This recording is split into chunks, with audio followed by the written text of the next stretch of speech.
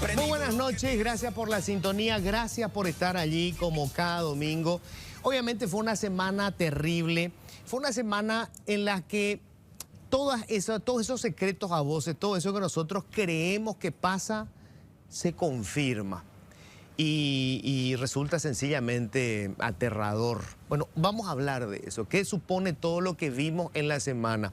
Pero antes, un comentario que me parece absolutamente necesario. A ver, repasemos rápido. En la semana nosotros fuimos testigos, vimos, observamos, porque se publicó, mensajes entre un diputado que muere en un allanamiento que se hace en su casa y que, según la hipótesis del Ministerio Público, es un hombre que operaba directamente con organizaciones criminales en la frontera. El diputado Lalo Gómez. Estamos hablando de alguien que tenía contacto con la gente del PCC, con los criminales locales, y que además aparece negociando, gestionando el nombramiento de jueces y fiscales, la suspensión o la eliminación de suspensiones. Creo que el caso más escandaloso es el de la jueza de Pedro Juan Caballero. Y atiendan esto, porque es terrible que nos vayamos acostumbrando a determinadas situaciones que se revelan y que podemos terminar aceptando como una rutina. Así nomás luego es. Una jueza de Pedro Juan Caballero advirtiéndole a Lalo Gómez que se iban a realizar 26 allanamientos por parte de la Fiscalía en busca de los bienes de un narco del que el propio diputado aparece como testaferro. O sea, la jueza le dice, ojo que van a ir a buscar los bienes que vos hoy tenés a tu nombre. Esa misma jueza, pero fíjense, esto es realmente espeluznante, es sacado de una película. Esa jueza le escribe a este diputado cuando ni siquiera era diputado. El hombre se supone que era un ganadero de la región. Le escribe y le pide su ayuda para poder transferir a un hombre peligrosísimo, Cachorrao, supuestamente el nuevo líder del PCC en Paraguay, de Asunción a Pedro Juan Caballero, porque, y le dice ella en el mensaje, este fiscal Marcelo Pecci va a pedir 20 años para él. O sea, el objetivo de trasladarlo era evitar que él tuviera esa condena. Se lo dice abiertamente. Y le dice que para colmo tenía problemas con el director de la penitenciaría de Pedro Juan Caballero, que no quería recibir a Cachorrao. Porque tenía miedo que se fugara, porque ya había versiones de que el hombre se iba a fugar. Un hombre que estaba procesado por el asesinato de un periodista. Y tenía ya una orden de captura internacional. La jueza le cuenta por qué lo está trayendo, para evitar la condena de 20 años. Esa misma jueza le pide después que le levante la sanción, que Lalo gestione, que le levanten la sanción a otra magistrada que votaba con ella. Y efectivamente, estas dos magistradas después, cuando se lo juzga a Cachorrao, consiguen darle la libertad. El hombre hoy está prófugo. Ese peligroso narcotraficante, criminal, está prófugo. Y los que tuvieron problemas con él, los dos dirigentes de penitenciaría, los dos directores de penitenciaría, fueron asesinados a balazos. El fiscal al que la jueza le tenía miedo, Marcelo Pecci, fue asesinado a balazos en su luna de miel. Y todo esto y muchísimo más lo sabemos porque se hizo un allanamiento en la casa del todopoderoso Lalo Gómez. Porque un grupo de fiscales se animó a hacerlo, no con la gente de la Senat, que también aparecen en estas conversaciones, sabemos que tenía topos Lalo, entran a la casa y consiguen uno de los teléfonos. Hay 30 equipos, uno. Y ese solo teléfono permitió conocer toda esta historia. Lo lógico sería que a ese fiscal o a esos fiscales hoy lo estuviéramos cuidando. Porque si este criminal de Cachorrao mató a directores de penitenciaría porque le molestaron, ¿Qué pasa con un tipo que reveló toda su red de manipulaciones en el Poder Judicial? ¿Qué hace el jefe de quien está al frente de este grupo de fiscales? El fiscal general del Estado. Lo saca de su cargo y lo manda a Paraguarí, en una fiscalía menor, en una zona de avigeos donde vos podés disfrazar un asesinato como un problema con cuatreros. El fiscal general del Estado le pintó un blanco en el pecho al fiscal que llevó adelante esta investigación y cuya acción permitió que hoy sepamos todo lo que pasaba con la justicia. Señor fiscal general del Estado, si al fiscal Segovia, Osmar Segovia, le pasa algo, cualquier cosa, que se tropiece y se raspe una rodilla, el culpable va a ser usted. En este momento, señor fiscal general del Estado, usted se está comportando como un cómplice de los narcos. En este momento, usted es un hijo de puta. Bienvenidos, esto es Políticamente Incorrecto. Siempre digo lo que pienso. Bueno, y ya les cuento, obviamente tenemos gente más cuerda, más sensata para discutir sobre este tema. Hay que apasionarse con esto, o sea, con estas cosas hay que realmente, y si no podemos ser tibios con este tipo de situaciones. Bueno, ya les cuento, estamos con la diputada nacional Rocío Vallejos. ¿Qué tal, Rocío? ¿Cómo estás? Buenas noches, Luis, a los compañeros y buenas noches a la audiencia. Estamos con Cecilia Pérez, exministra de Justicia. ¿Qué tal, Cecilia? ¿Cómo estás? Buenas noches, Luis. Ya en la audiencia, gracias por la invitación. Gracias por venir. Carlos Arregui, exministro de CEPRELAT, exfiscal, conoce, digamos, lo que significa el manejo de estas dos instituciones. Carlos, ¿qué tal? ¿Cómo estás? Muy bien, Luis. Muchas gracias por la invitación. Un saludo también a la audiencia que nos mira. Bueno, y estamos con Felino Amarilla, abogado. ¿Qué tal, Felino? ¿Cómo estás? Buenas noches, Luis. Gracias por la invitación. Bueno, antes de empezar la conversación, yo quiero hacer un repaso rápido sobre, bueno, todo lo que se reveló en la semana, que, insisto, lo que hace es confirmar lo que es un secreto a voces, ¿verdad? Cómo se maneja la justicia. Y está ya nuestro compañero Iván para hacer un repaso rápido. ¿Qué tal, Iván? ¿Cómo estás? Muy bien, Luis, buenas noches. Como mínimo hablamos de prevaricato, pero también se puede hablar de asociación criminal. Por ejemplo, en los chats aparece la frase "te vamos a romper" o "le vamos a romper".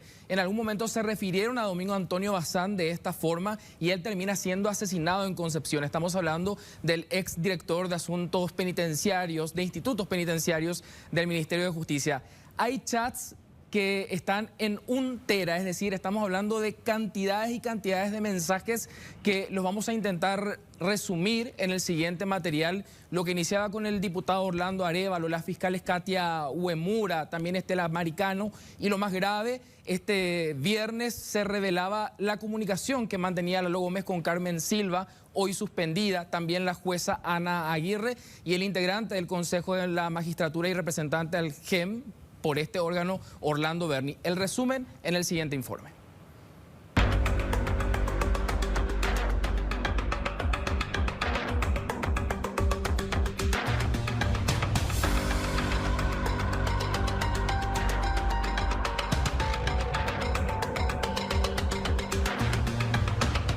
Los chats revelados desde el teléfono del fallecido diputado Lalo Gómez han dejado al destape el manejo mafioso de la justicia en nuestro país.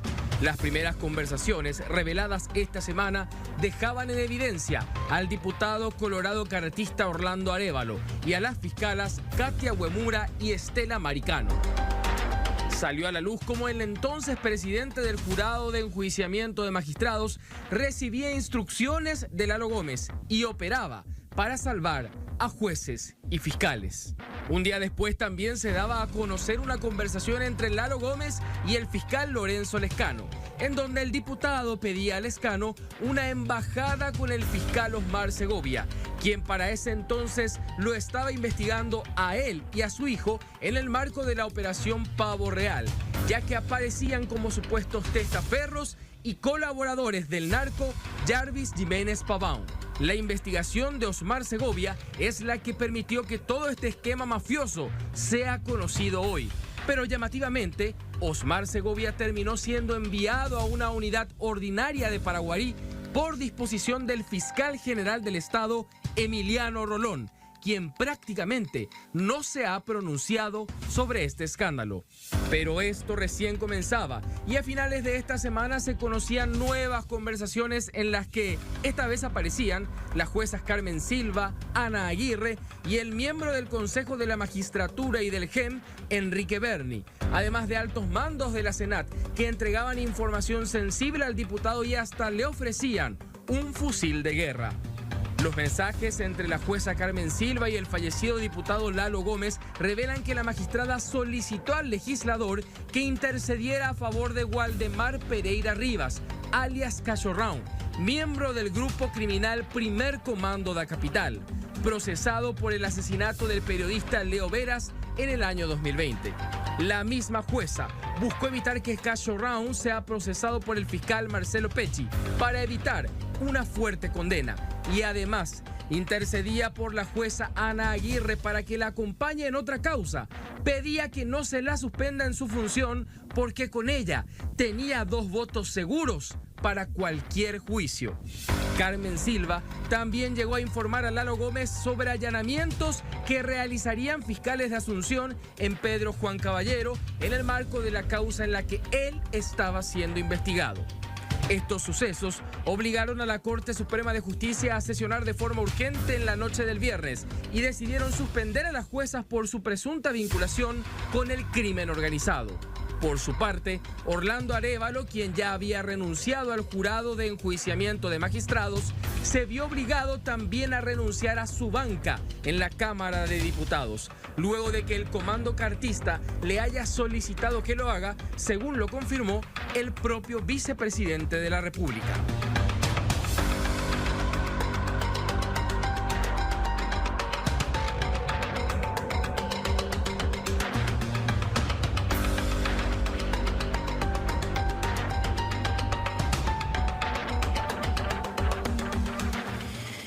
Bueno, vamos a empezar con algo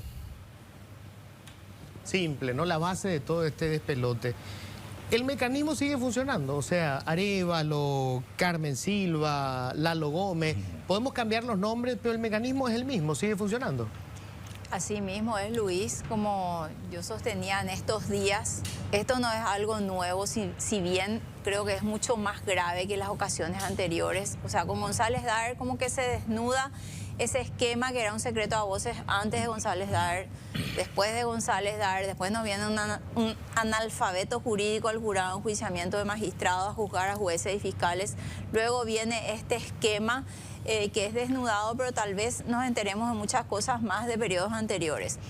Esto nunca ha acabado, por eso yo sostenía en estos días que el jurado de enjuiciamiento no sirve absolutamente para nada, solamente para extorsionar y para mantener en vilo a los buenos jueces y fiscales, que viven con miedo a que le toque uno de estos esquemas, donde le vamos a romper, le vamos a reventar, vamos a sacarle a este, le vamos a sacar al otro. Pero lo más grave de todo esto es, Luis, que es lo que hay que instalar en la conciencia en todos los ciudadanos paraguayos, es que estamos infiltrados por el crimen organizado a todos los niveles. Esta es una crisis interinstitucional, no es un problema del jurado y no son unos chats nomás. Crisis del Poder Judicial, del Ministerio Público, del jurado, de la Cámara de Diputados, de la Cámara de Senadores, porque ellos también tienen sus representantes en el GEM. Y acá hay que decir algo, no es Arévalo solo. ¿Quiénes son los que deciden? ¿Cómo se les convence a los otros si vos tenés tantas evidencias a lo mejor en algo? ¿Cómo le convences a los otros miembros para que voten y tener esas mayorías? ¿Cómo se construyen esas mayorías en el GEM? Este es un flagelo que está inundando y esto yo creo que es la punta de todo lo que está ocurriendo. Y acá también aclararle a la ciudadanía que no se acaba con la renuncia de Arévalo. Esto claro, comienza. Esto es el mecanismo, o sea, vos sacás la pieza, cambiás otra, pero esto sigue funcionando. Pero además yo lo que veo es una... A ver, con González Daer, cuando se revela todo, lo que teníamos era un tipo operando todo el sistema judicial para que le oficie de cobrador para su negocio de usurero y trabajando para blanquearle a todos los pillos y ladrones de gallina que estaban en el Estado. Pero acá nosotros vemos otra cosa, acá vemos utilizar estas herramientas para el crimen organizado, para los narcos. Sí, totalmente. Y acá ves delincuentes que fungen de fiscales, que fungen de jueces, que fungen de ministros. Y hay un estado, yo percibo una postración ciudadana. Eso es lo que se siente. Hay una gran parte de nuestra sociedad que simula que no pasa nada y que esto a ellos no les afecta. Y eso es gravísimo. Entonces, es el caldo de cultivo para que esta gente siga reinando. Esto es apenas una puntita, como decía Rocío, pero esto no termina acá, esto es mucho más profundo. Entonces, yo siempre digo, salgamos a manifestarnos a las calles pacíficamente, aclaro, ¿verdad? Para que no me querellen después, pacíficamente. O si no, ellos van a seguir en lo mismo, no le tienen miedo a nada, hay que salir, gente. Tenemos que salir de ese estado de postración y asumir una postura más participativa. Cecilia, vos estuviste, parte de esta historia que podemos reconstruir ahora con estos mensajes, la viviste siendo ministra de Justicia. O sea, cuando estaban en el intento de pasar a cachorrao a Pedro Juan y la resistencia de estos dirigentes de penitenciaría, vos estabas como ministra de Justicia. Sí, sí. O sea, vos recordás esta historia. Me acuerdo porque nosotros le denunciamos a la jueza. Nosotros hicimos un Ustedes le informe. denunciaron a Carmen Silva. Sí, a Carmen Silva. ¿Y siguió en el cargo? Nosotros enviamos a la corte, porque ¿cuál era el problema siempre cuando pasaban este tipo de cosas? Venía la amenaza del desacato, que le vamos a remitir los antecedentes al desacato porque no cumplen la orden. Pero dice, doctora, le cambiamos de la penitenciaría de Pedro Juan a la agrupación porque tenía un plan de fuga. Y cuando vos decís que Cachorrón era un alto exponente del PCC, era el que tenía el cargo más alto dentro de la estructura, que era el encargado de disciplina. Es la persona que no necesita pedir permiso para matar. Él puede matar cuando él considere que tiene que matar. Y si la sintonía general considera que su muerte, o sea, su acción fue injusta, le piden explicaciones después. Él ya no pide permiso para matar. Y que otra vez estaba vinculado al descubrimiento de otro narco, porque a Leo Veras le matan porque él le revela, la hipótesis era que le reveló la identidad de Iguazú, que tenía dos identidades, una en el Brasil y otra en Paraguay, que por eso no sale en libertad.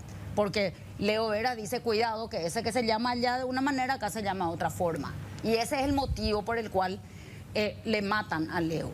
Entonces, cuando él entra al sistema, claro que hay una movida del PCC dentro del sistema penitenciario y él empieza a generar condiciones de fuga en la cárcel de Pedro Juan. Entonces nosotros, al descubrir eso, le trasladamos a la agrupación especializada y ahí estuvo mucho tiempo, llevó su audiencia preliminar ahí por medios telemáticos y después un día comienza la presión de esta jueza para trasladarle de vuelta a Pedro Juan. Entonces, el director de la cárcel recibe la notificación y le dice, yo no le voy a recibir acá, le dice al director general, el director general me dice a mí, no se puede.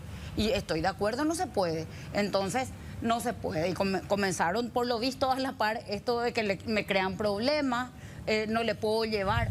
Porque no era solamente que en Asunción iba a haber mucha exposición del juicio e iba a haber un cuestionamiento, sino que había una circular roja que estaban por subir de una condena que él tenía en el Brasil y él no quería que se le entregue al Brasil. Aunque sea absuelto, él se le tenía que entregar al Brasil.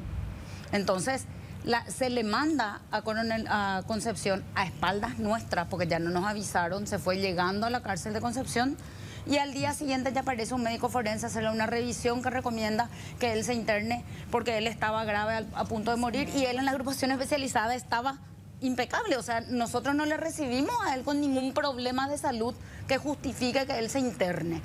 Entonces ahí, de vuelta, trasládenle, llévenle al hospital que se va a morir. No le vamos a llevar. Háganme un informe, yo le voy a remitir a la corte y para que si después nos quieren procesar por desacato, nosotros fundamentemos que cuando le sale el traslado al hospital, alzan los de Interpol la circular roja al sistema. Después de que quedó libre. O sea, esto No. Esto es cuando él estaba procesado, pero todavía no tuvo juicio. Y después nosotros salimos, no pasó nada. Le devolvimos a la agrupación para que no se fugue de Concepción.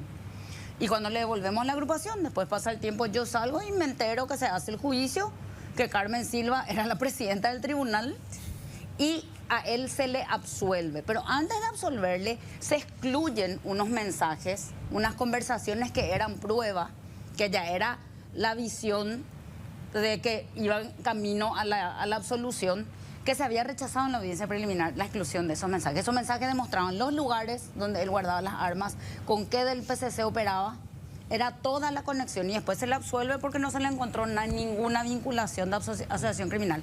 Pero tampoco, y esto no sucedió hasta hoy día, y si el jurado de enjuiciamiento algo se quiere lavar la cara, tiene que preguntar por qué esa circular roja que nosotros ya teníamos en aquel entonces, que está en el informe que se envió a la Corte, no se ejecutó para que él, a pesar de la absolución, no salga en libertad.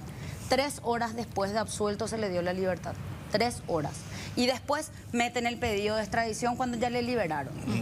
Ahora, Celino, lo que resulta realmente espeluznante es la forma tan cotidiana con que ellos se refieren a Cachorrao. Ella le dice, estoy queriendo traerle a fulano de tal. A Valdemar. ¿Verdad? A Valdemar. Y él le dice, Cachorrao. Claro, amigo. ¿Verdad? Y le dice, pero si vos querés nomás, porque vos mandás.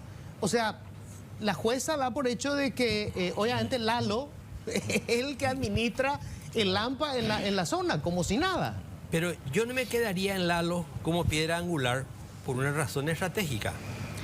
La doctora Cecilia olvida un pequeño detalle cuando dice la Corte sabía. César Diesel sabía de esa cuestión. El superintendente de justicia de la Mambay, César Diesel, sabía del tema Cachorrao con nombre y apellido. Él no puede fingir demencia ahora en ese tema. ¿Me explico? El mecanismo, que es lo que a mí me interesa señalar, está tan bien organizado que tiene rango constitucional, que es la Corte Suprema de Justicia.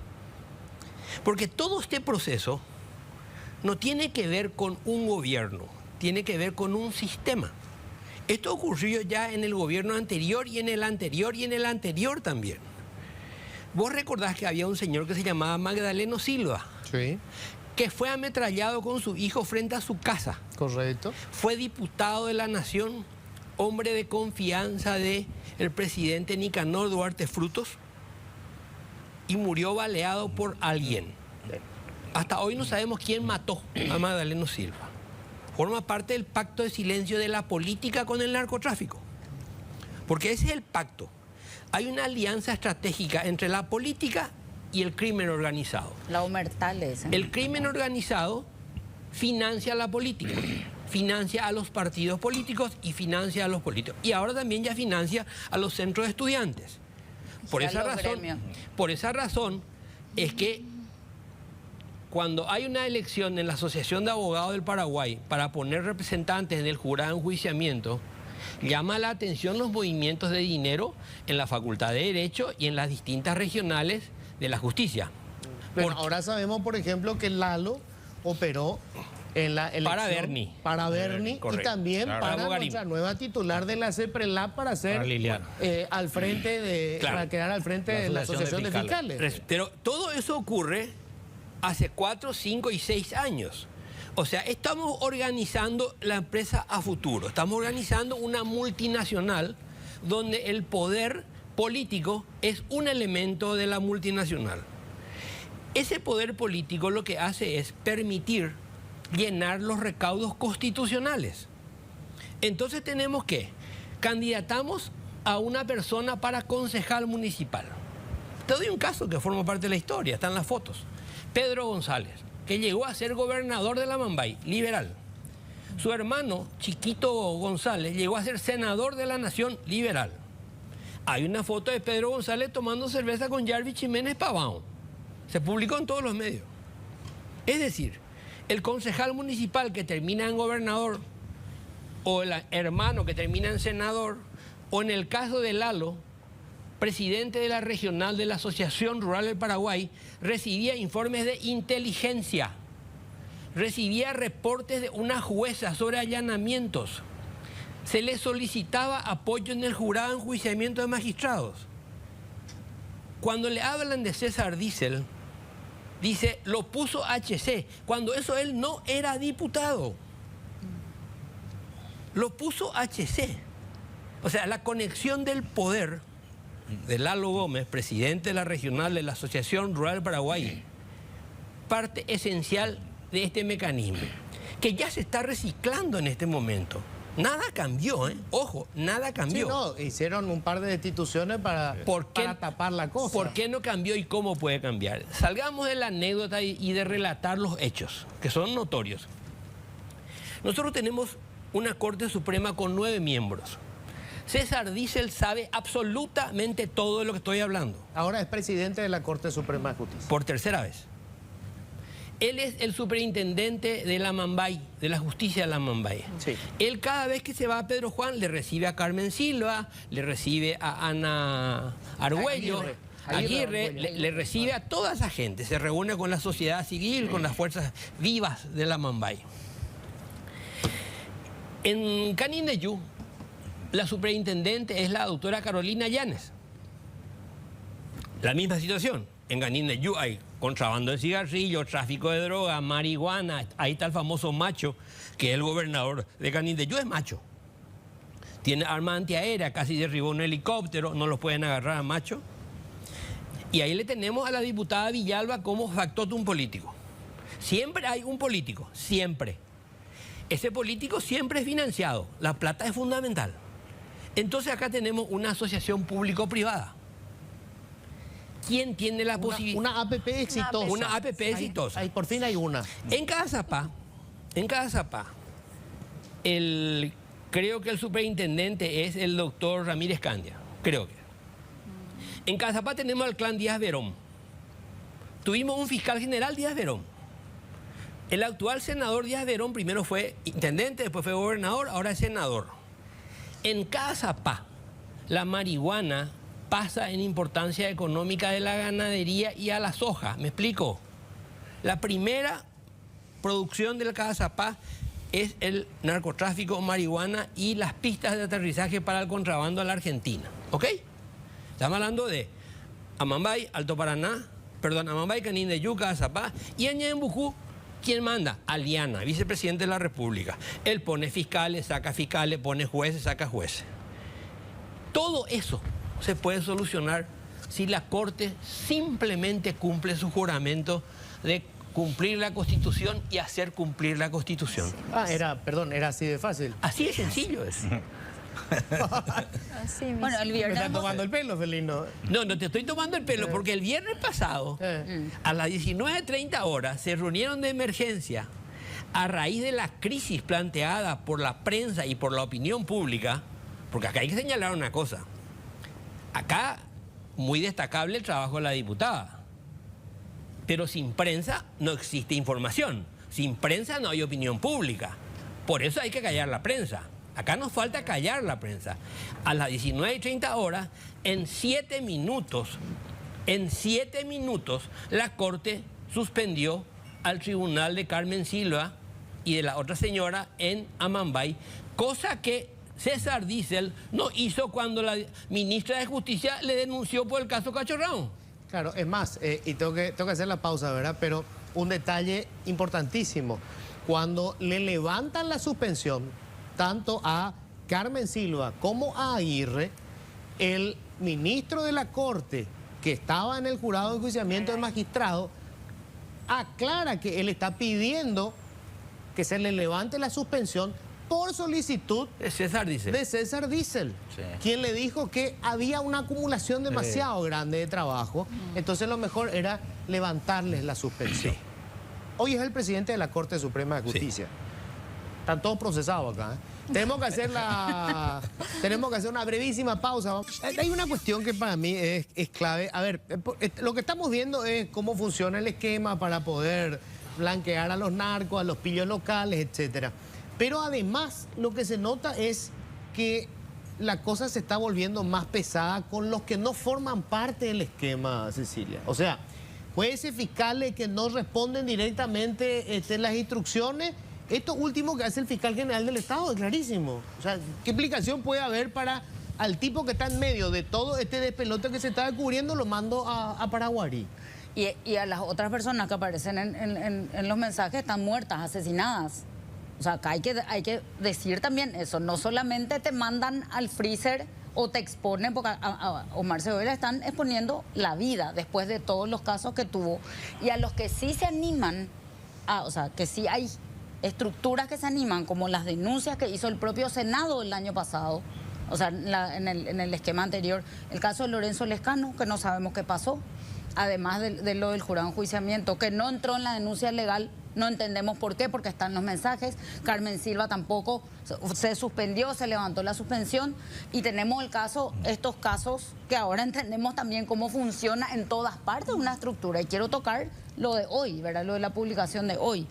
Nosotros encontramos que la hermana de Lalo Gómez está investigada ad infinitum, como siempre, ¿verdad?, en la Fiscalía de Néstor Coronel, donde a ella se le desglosa, y esta es una forma de impunidad, porque esto sigue pasando, porque acá hay estructuras para mantener la impunidad, que no pase nada.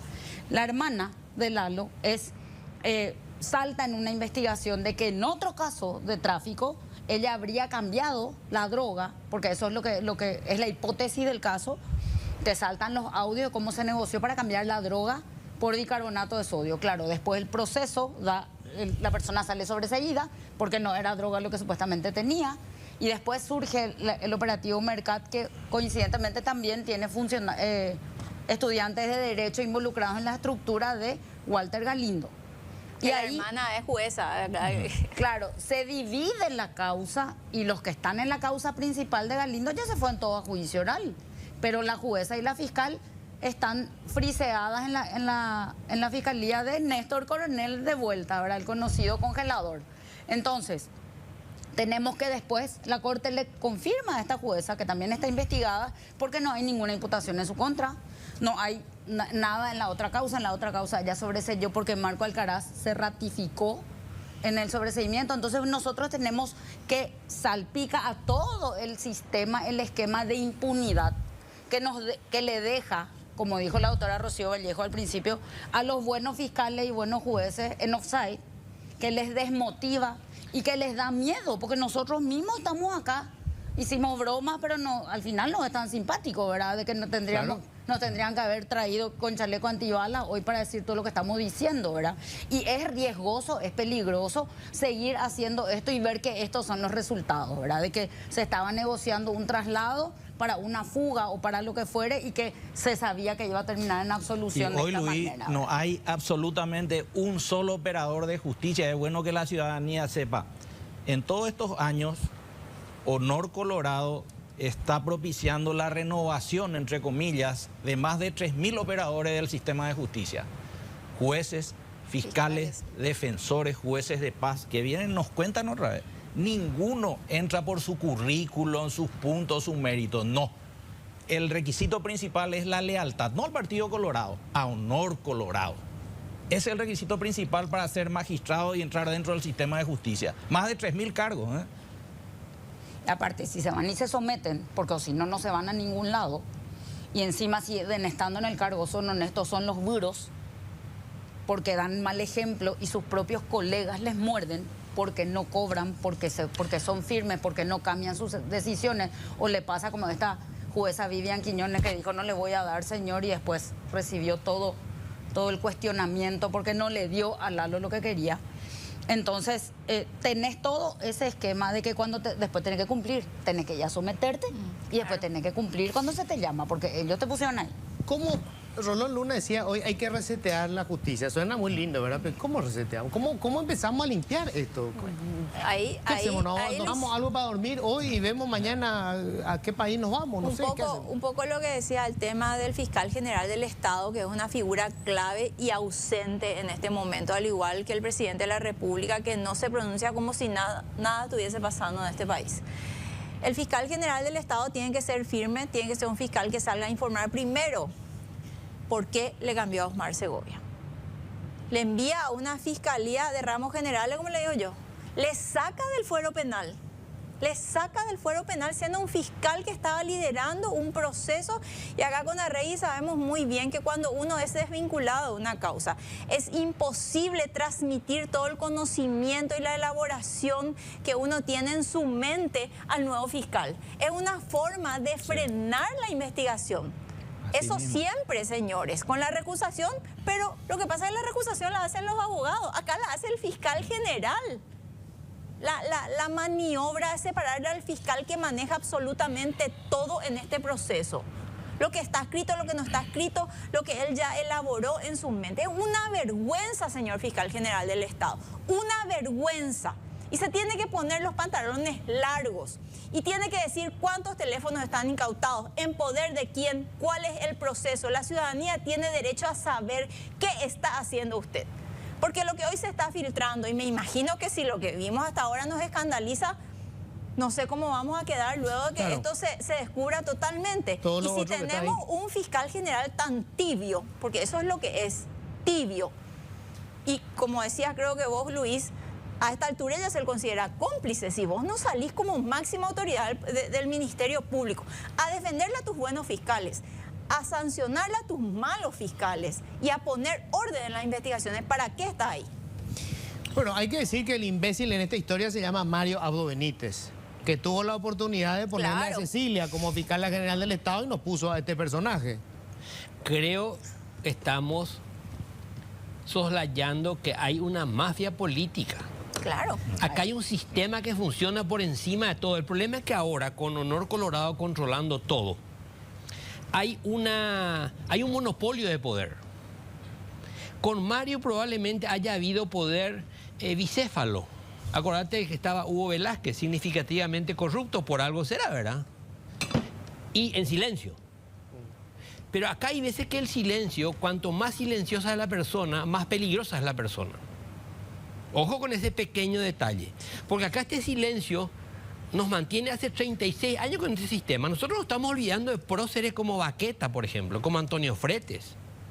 Nos estamos olvidando de próceres que venían... ¿Recordás cuando Nicanor pulverizó la corte? Sí, claro. Porque quería poner una corte propia.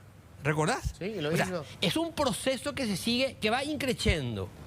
Hoy nos estamos olvidando, por ejemplo, de que Aldo Canta 50, Aldo Cantero, recibía instrucciones telefónicas de Pedro Velar para la imputación del caso de Arregui, Mario Abdo y compañía, ¿verdad? Se fue una transmisión telefónica de que un fiscal, el abogado denunciante dictaba.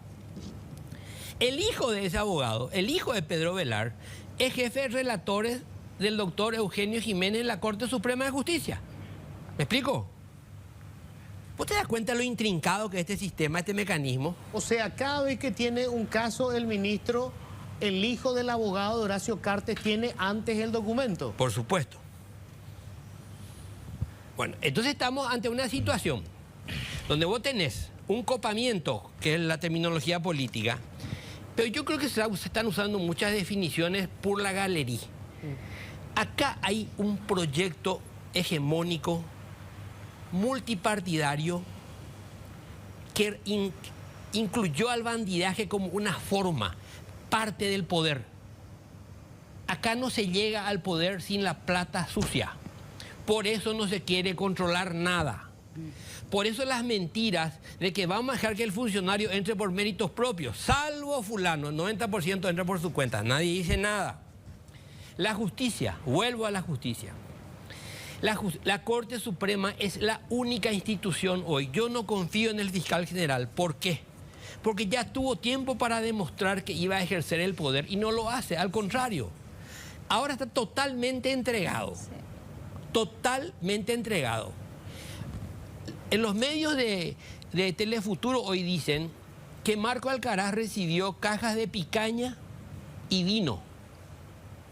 Camiseta también. Cuando eso él era el director del Departamento de la Lucha contra el Crimen Organizado y el Narcotráfico de la Fiscalía. Adjunto, debajo del fiscal general. Fiscal general adjunto recibía picaña y vino. Vamos, vino medio berreta, porque vino de 80.000 guaraníes no era, pero recibió una caja, listo. La hermana Lilian Alcaraz, hoy directora de CEPRELAT, es consultada con respecto de un señor que estaba procesado por lavado de dinero. Hoy Marco Alcaraz es el jefe de la inteligencia paraguaya. ¿Le gusta la picaña? Pregunto yo, ¿hay alguna acción, algún movimiento? ¿Qué más tiene que salir? Necesitamos una, qué sé yo, a lo mejor una filmación medio porno, tipo Calé. ¿Qué más lo que tiene que saber la opinión pública para que los mecanismos constitucionales se activen, para que la Corte Suprema haga lo que tiene que hacer. Pero ¿cómo vas a accionar esos mecanismos si están todos cooptados por el mismo grupo? ¿Quién va a reaccionar? Mira, ¿El jurado de enjuiciamiento del magistrado? Por eso, yo insisto, Luis, tenemos que salir pacíficamente a la calle, si no, no hay forma. el glasnost de la perestroika de Gorbachov se hizo en la KGB. Sí, es Nosotros no podemos pensar en que la sociedad civil organizada o la oposición en el Parlamento a través de los organismos constitucionales va a hacer nada. Imposible. Acá solamente se tiene que regenerar. Acuérdate que el general Rodríguez era estronista hasta el 2 de febrero. Y el 3 de febrero se convirtió en prócer. El problema es que la gente que tiene poder felino, y hablo de los empresarios, hablo de los pocos políticos que todavía tienen poder, yo no creo que quieran hacer el esfuerzo del cambio, no sé quién arriesgar. No Bueno, quieren sin ir chocar. lejos, en esta mesa, Sí. Carlos está procesado, Sí. denunciado por hacer su trabajo en Ceprelat. Así mismo. Vos tenés amenazas, no sé cuántas amenazas encima. A Rocío ya le hicieron por si acaso una advertencia. No, y no solamente la advertencia, ya está redactado el nivel acusatorio. Y Felino, no sé, bueno, después de haber zafado el accidente aéreo, vos sos inmortal, ¿verdad? Creo que no es la única vez que zafó. Por eso está así. Por eso está así. Y formalmente pues pretenden que todo cierra. Por ejemplo, el tema de los méritos académicos para ser electo magistrado, cualquiera de los niveles, ¿verdad? Y yo siempre decía eso, ¿verdad? No basta, puede tener fiscales, jueces muy formados académicamente, pero si no tienen carácter, si no tienen el coraje, no te sirven para fiscales ni para jueces. Que vayan a hacer otra cosa, que sean asesores, consultores. Yo Pero estamos recuerdo, llenos de eso. Hablando de la Corte, en una oportunidad en la audiencia pública, yo había hablado del caso de Giovanni Falcone y a Eugenio Jiménez le gustó. En el caso de Falcone, fue el Poder Judicial el que se levantó en contra de la mafia. Ellos hicieron la diferencia La Corte sería el equiparado. en ese Palermo cooptado, pero también ayudó la sociedad, porque cuando le matan a Falcone y después le matan a Borsellino, la sociedad dice basta. Murieron otras personas, pero la sociedad se levantó en contra del crimen organizado, al punto tal que hoy tienen clases sobre cultura de la legalidad en el colegio en la primaria, y el 23 de mayo es el Día Internacional Antimafia y Anticorrupción instalado por la sociedad palermitana. No digo que se acabó la mafia. Ahí se debilitó la Cosa Nostra, saltó la Camorra, después saltó la Andrangheta y qué sé yo, ¿verdad?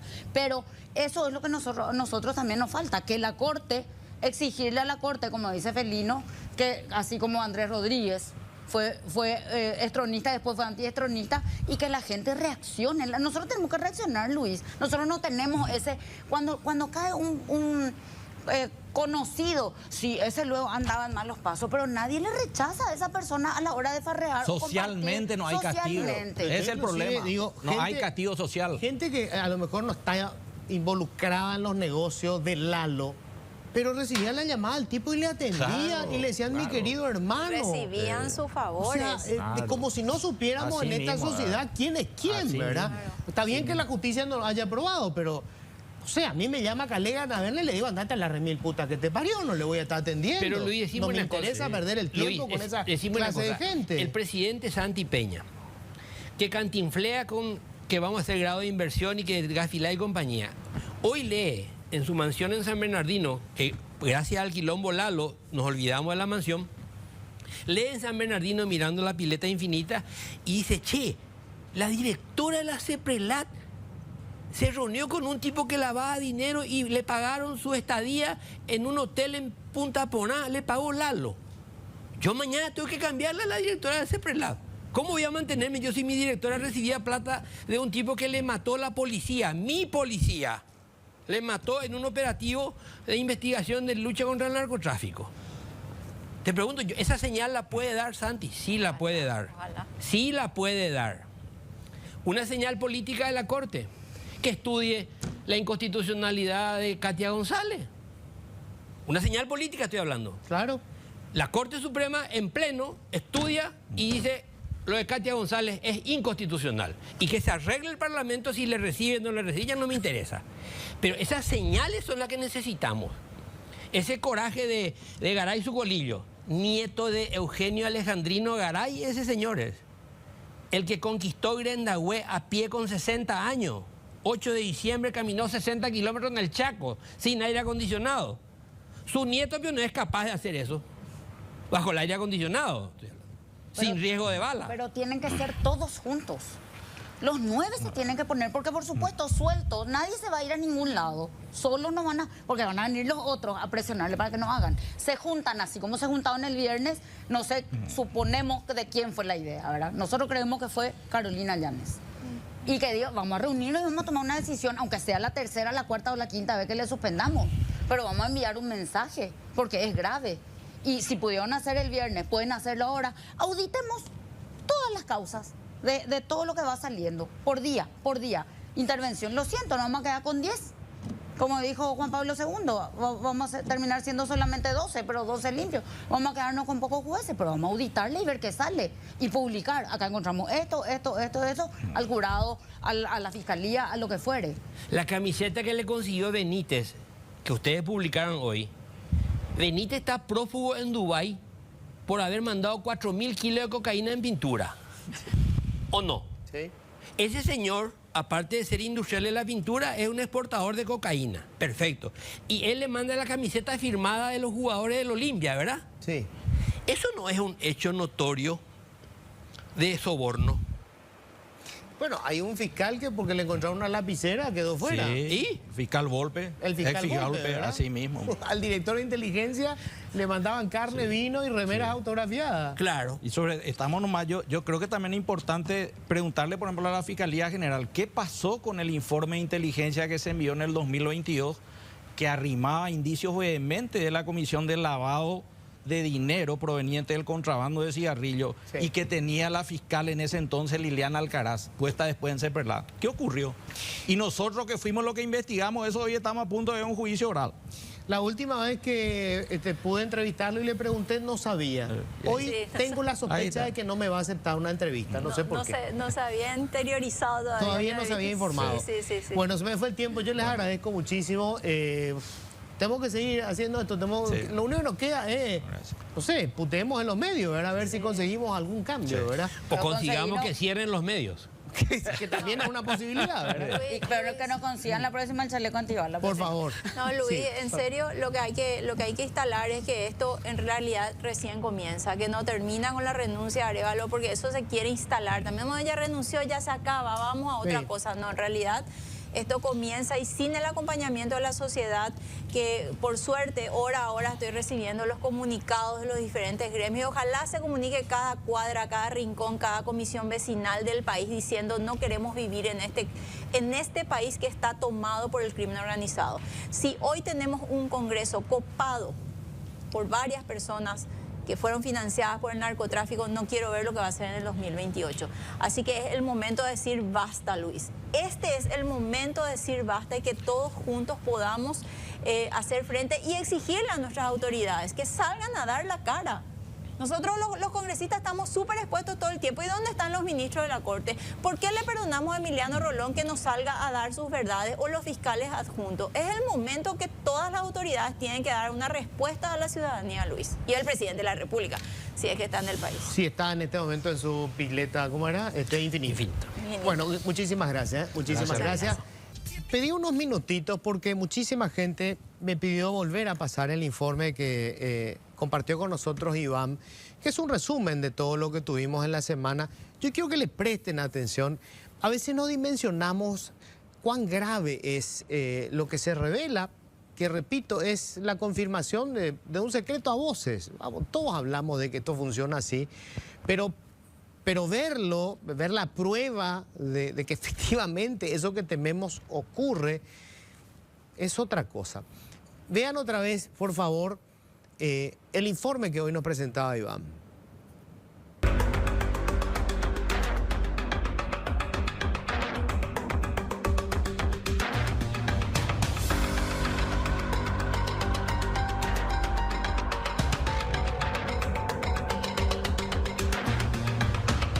Los chats revelados desde el teléfono del fallecido diputado Lalo Gómez han dejado al destape el manejo mafioso de la justicia en nuestro país.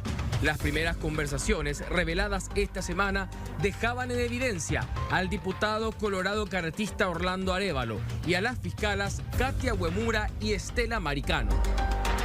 Salió a la luz como el entonces presidente del Jurado de Enjuiciamiento de Magistrados recibía instrucciones de Lalo Gómez y operaba para salvar a jueces y fiscales.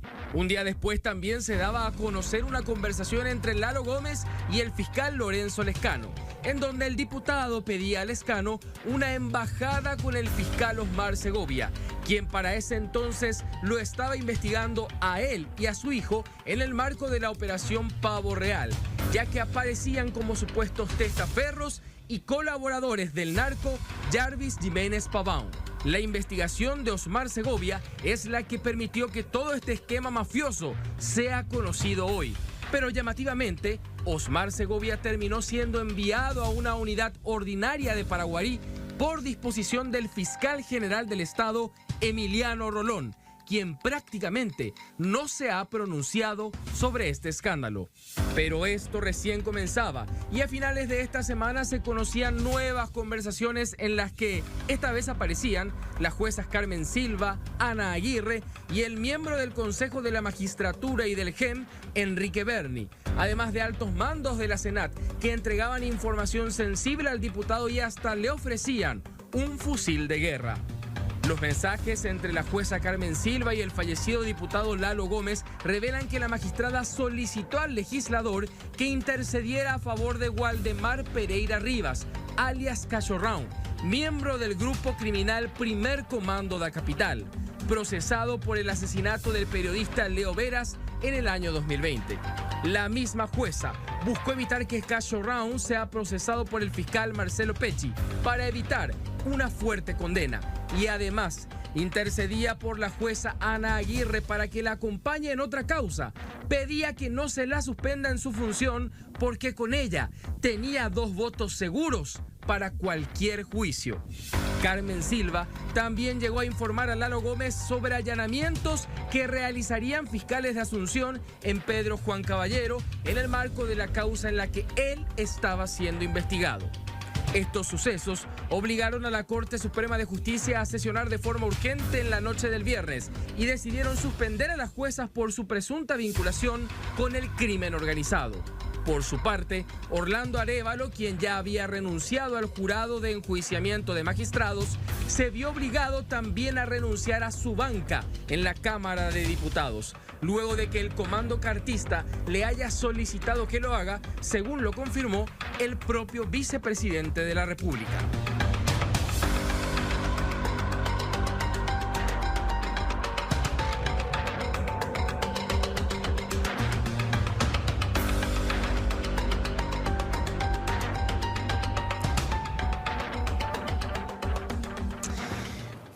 Hay mucha gente que cree que, no sé, que a los periodistas nos divierte tener informes como este.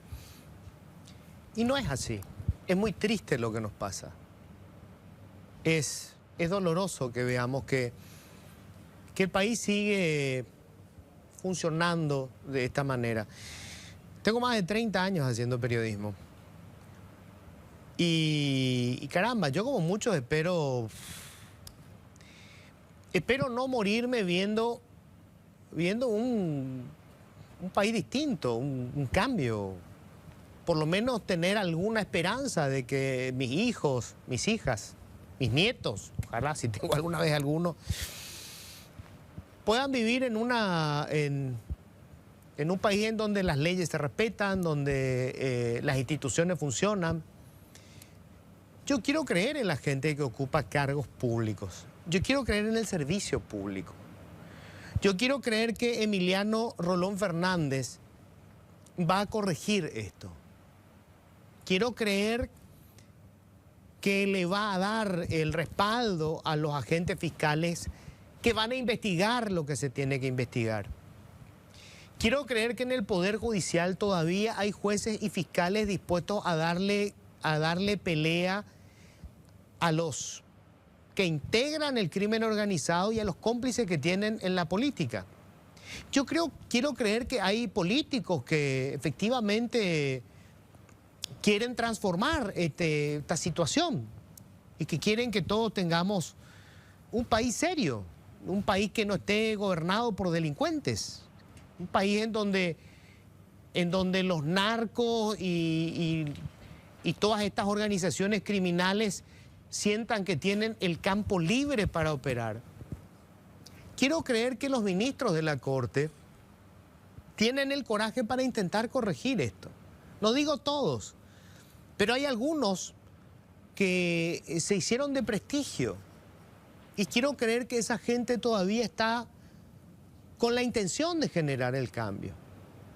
Y miren lo cándido que puedo ser. Yo todavía quiero creer que el presidente Santiago Peña tiene la intención de provocar ese cambio. Necesito creer, porque nos quedan todavía 3 años. Tenemos la necesidad de suponer que en el oficialismo del Partido Colorado hay gente que realmente pretende una situación distinta. Es muy duro tener un país así, es muy doloroso. Ojalá